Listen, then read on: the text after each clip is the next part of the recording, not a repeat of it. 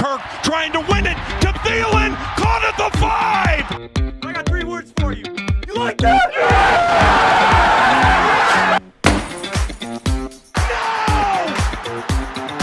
No! Oh my lord, what in God's name just happened? What's going on, everyone? Welcome back to Skull Network. My name is Nick, and as many of you probably already saw, the Minnesota Vikings pulled out quite the game against the Carolina Panthers, 28-27. This game was full of so many different emotions for me, and I'm sure for many other Vikings fans, and there's a lot to talk about, there's a lot to unpack, so let's not waste any time, let's just get right into all of this. Now, before we get into everything that was super crazy and happened towards the end of the game, there's some other important things that I still need to note about issues that this team has. The run defense today was actually really bad. Now, later in the game, when Carolina was throwing the ball more, for some odd reason, it was doing extremely well. The run game was for Carolina. They ran for a total of 108 yards, which isn't a ton. I mean, it's obviously you don't want to be giving up over 100 yards in any facet. But in the first half, Carolina had 7 first downs from rushing plays and 9 total in the game, as well as 3 third or fourth down conversions from rushing plays in the first half and a total of 4 throughout the game. Now, those are big plays and they do mean a lot. They keep drives going and they keep the defense on their toes. Because when you can set up a pretty dominant run game that gets you first downs and third down conversions and all that sort of stuff, it really can open things up for the passing game. Now, with a quarterback like Teddy Bridgewater throwing, you don't expect much, but of course we got a lot more than we expected on the last drive. All that, Teddy throwing to Robbie Anderson, you guys get the idea. And Dalvin Cook has struggled now for the second game in a row. Derrick Henry is running away with the rushing title. I don't think anyone sees Dalvin being able to catch back up unless he goes absolutely bananas. But Dalvin only rushed 18 times for 61 yards. Of course, he got injured in the third quarter and had that fumble. Don't necessarily put the fumble on him because of the injury. It's kind of hard to avoid fumbling if you completely mess up your knee, but he was basically a moot point for the later part of the game. And while the main special team blunder got fixed today with what happened at the end that we'll talk about, this doesn't change the fact that there are still multiple issues with the special teams. Now, over the course of the last 3 weeks, and this is not including the Panthers game, we've had 2 punts blocked, we've missed an extra point, we had a kickoff return for a touchdown against us, we had a bad snap from Austin Cutting that led to missing an extra point,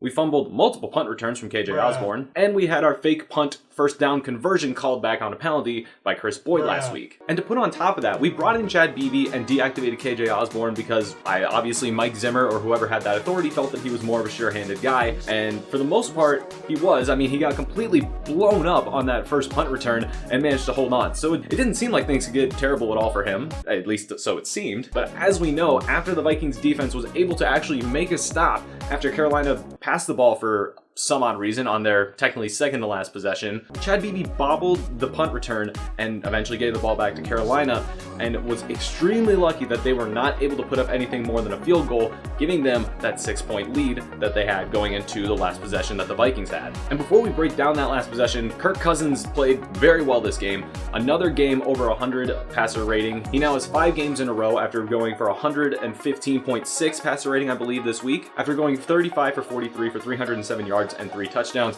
Now, he did have his fumble. That play, I know people love to hate Kirk whenever he gets strip sacked, but if you look at the play, hear me out. Now, the Panthers ran a linebacker and defensive tackle stunt on that play, which is not something you see very often, so it's not necessarily something you expect. And with the way the offensive line was playing today, it's not a surprise that things got completely blown up on that play. Brett Jones was completely lost and just completely allowed the defender to get into Kirk's face. And another thing that people said was, you know, why is he not going to tuck the ball? I don't know, it's a really tough thing to tuck the ball when you're in the middle of your throwing motion. I don't know about you. But congratulations to Jeremy Chin for getting those 2 fumble return touchdowns and tying the NFL record that it stood for 72 years. That's actually pretty cool, and he's firmly in the spot for Defensive Rookie of the Year. Speaking of Rookies of the Year, Justin Jefferson, he didn't lead the team in receiving yards this week. He got beat by BC Johnson by like 4 yards, but he also put up 2 touchdowns on his 7 receptions, which obviously were very big in a game where the offense, allowed 2 touchdowns by Carolina's defense. And with the way the Chargers and Justin Herbert have played the last couple weeks, and especially this week against Buffalo,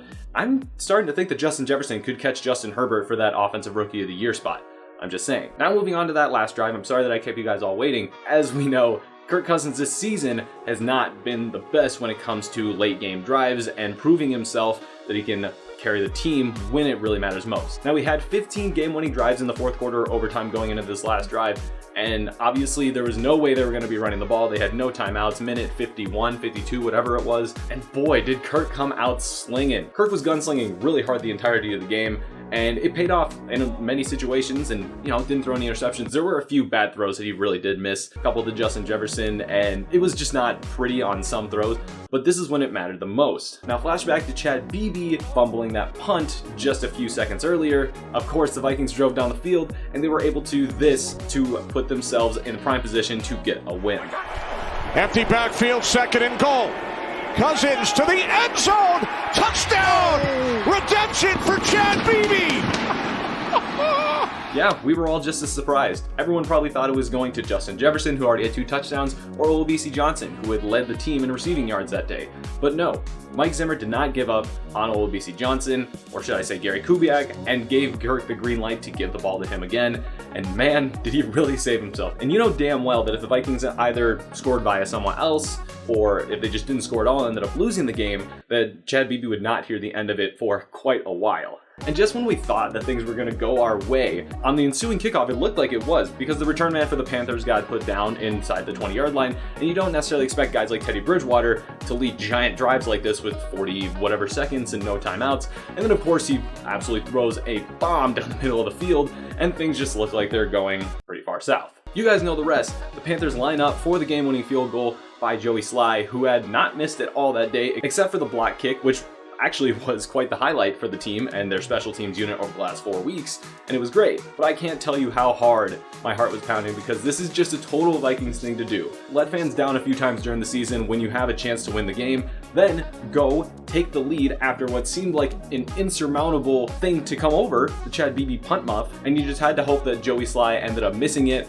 And it seemed like a couple of his kicks were missed during the course of the game. I don't know how close those actually were. I'm sure some of you know what I'm talking about. But man, were we lucky that Joey decided to save his missed kick for the very end. And that wrapped up that incredibly crazy game full of ups and downs and points where it seemed like nothing was going to go right for the Vikings. But the defense held their own. They've given up 33 points a game at home this season, only giving up 13 points this week, which is actually really great. And what do you know, when the defense isn't giving up a lot of points, the offense has a chance to win the game for us. Now, obviously, the offense gave away 14 points, but you get what I mean. It was a game that was winnable, and Kirk and the offense went out and they won it. Also, shout out to Eric Kendricks for continuing to be the anchor of our defense. 6 total tackles with 2 of them for loss, and another beautiful interception, giving him 3 on the season. But man, that's all I got to say about this game. And let's not forget, the Arizona Cardinals lost to New England this week, and if the Chicago Bears manage to lose to the Green Bay Packers tonight, this will firmly put the Vikings in a spot to lock up that 7th playoff spot, which sounds really weird. Obviously, it's a new system this year, but it's not out of the question. And towards the middle of the game, after both of those turnovers that ended up in touchdowns for Carolina, people were giving up on the team. They were saying, I'm switching the channel. All this, of course, fair weather fans show themselves every single week. I wonder where they are now, because this team is almost in a playoff spot, which is amazing considering how things have went this year and how much disappointment we have felt as Vikings fans. But again, 28-27, this was a crazy game, and I'm sure all you guys can agree. And that wraps up the recap between the Minnesota Vikings and the Carolina Panthers. A crazy roller coaster, but a great game nonetheless. And this Vikings team is far from being out of the question for the playoffs. If you guys enjoyed this video, make sure you give it a like, and if you guys are new to the channel, make sure you hit the button down below to subscribe. And lastly, if you guys feel the need to, make sure you go and share the video, share it on whatever platform you want with whoever you want, give it to the crack dealer on the corner. You guys already know. My name is Nick, and this has been the recap between the Minnesota Vikings and the Carolina Panthers. And I'm going to see you guys all in Week 13 NFL picks coming out on Wednesday. Adios.